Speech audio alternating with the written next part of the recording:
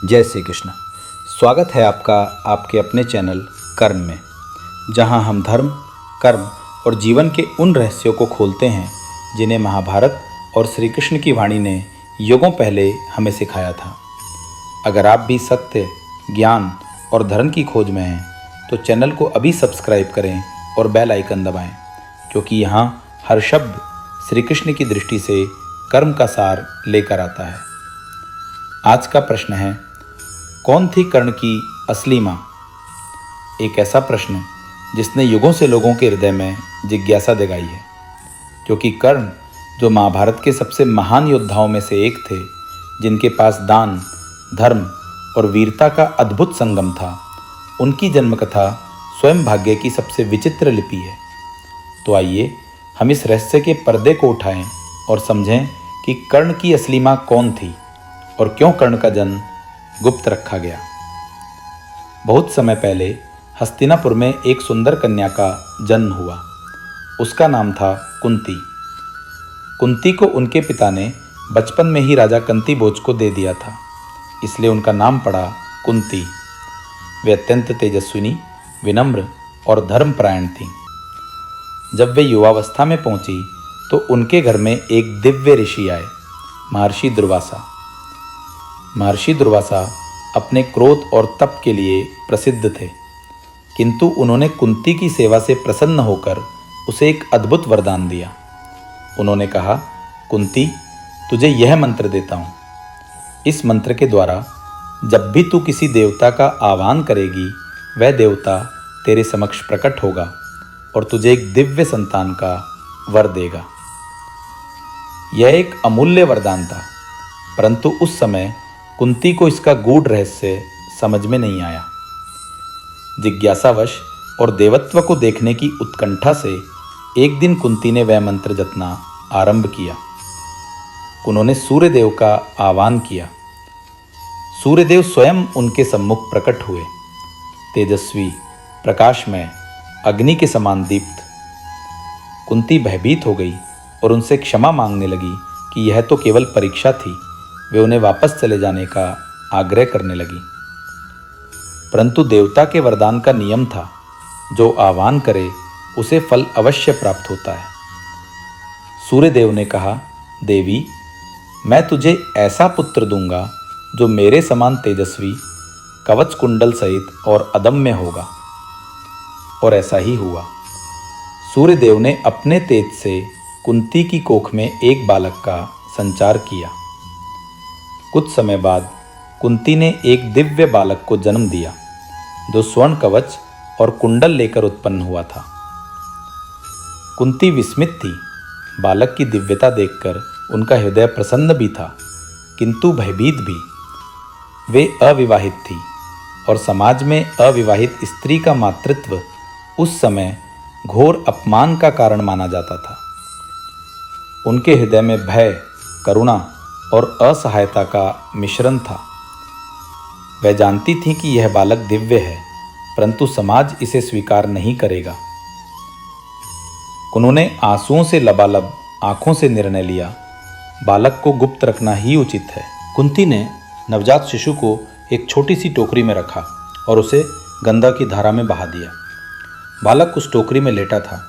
उसके चेहरे पर कोई भय नहीं था, मानो उसे ज्ञात हो कि उसका भाग्य स्वयं सूर्य की तरह उदय होगा।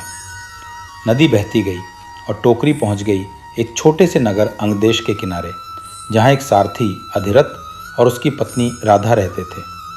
वे निसंतान थे और ईश्वर से एक संतान की कामना करते थे। जब उन्होंने वह टोकरी देखी और उसमें वह तेजस्वी बालक पाया, तो उन्होंने उसे ईश्वर का आशीर्वाद समझकर अपना लिया।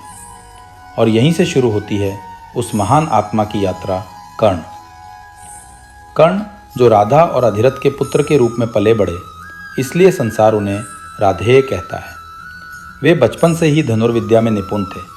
वे सूर्य की भांति उज्ज्वल और पर्वत की भांति दृढ़ संकल्प वाले थे, किंतु उन्हें हमेशा एक टीस सताती रही। समाज उन्हें सूत्रपुत्र कहता था, सारथी का बेटा कहकर उनका उपहास उड़ाता था।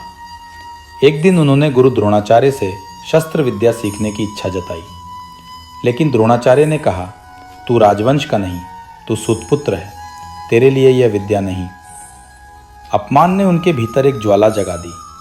वे महर्षि परशुराम के पास गए और स्वयं को ब्राह्मण बालक बताकर उनसे विद्या लेने लगे। परशुराम ने उन्हें धनुर्विद्या का संपूर्ण ज्ञान दे दिया।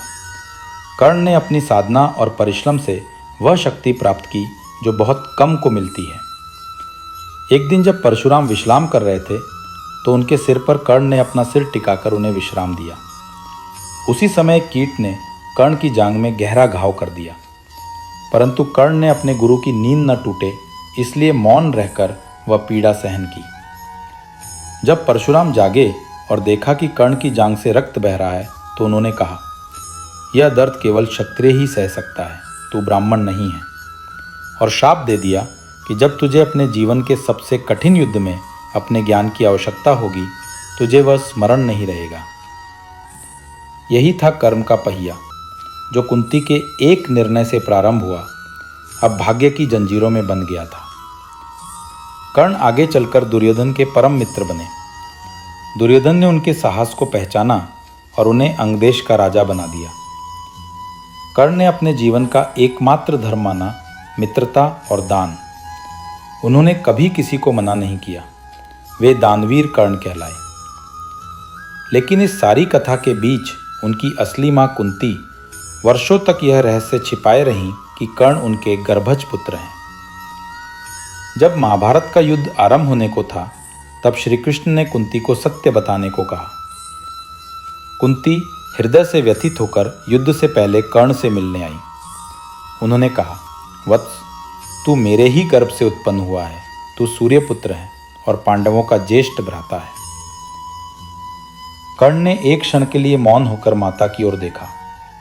वर्षों से जिनका स्नेह उन्हें नहीं मिला, अब वह सत्य रूप में सामने थी। उन्होंने कहा, माता, मैं जानता हूं कि आप सत्य कह रही हैं, किंतु मैं इस जन्म में दुर्योधन का मित्र हूं। यह मेरा धर्म है। मैं आपके 5 पुत्रों में छठा बनना नहीं चाहता। मैं चाहता हूं कि युद्ध के अंत में आपके 5 पुत्र जीवित रहें, चाहे वह पांडव हों या मैं। इतना कहकर उन्होंने कुंती को प्रणाम किया और युद्ध के लिए अग्रसर हुए। कर्ण की यह वाणी उस युग का धर्म बन गई। वह केवल योद्धा नहीं थे, वे धर्म की गूढ़तम परीक्षा थे। उनकी मां कुंती थी, यह सत्य है, परंतु उनका पालन पोषण राधा ने किया, जिसने उन्हें मां का स्नेह दिया। इसलिए कर्ण की 2 माताएं थीं, एक जिसने जन्म दिया और एक जिसने जीवन दिया। श्री कृष्ण ने स्वयं कहा था, कर्ण केवल माता कुंती का नहीं, सूर्य देव का भी पुत्र है, परंतु उसका हृदय उस राधा का है जिसने उसे मां का स्नेह दिया।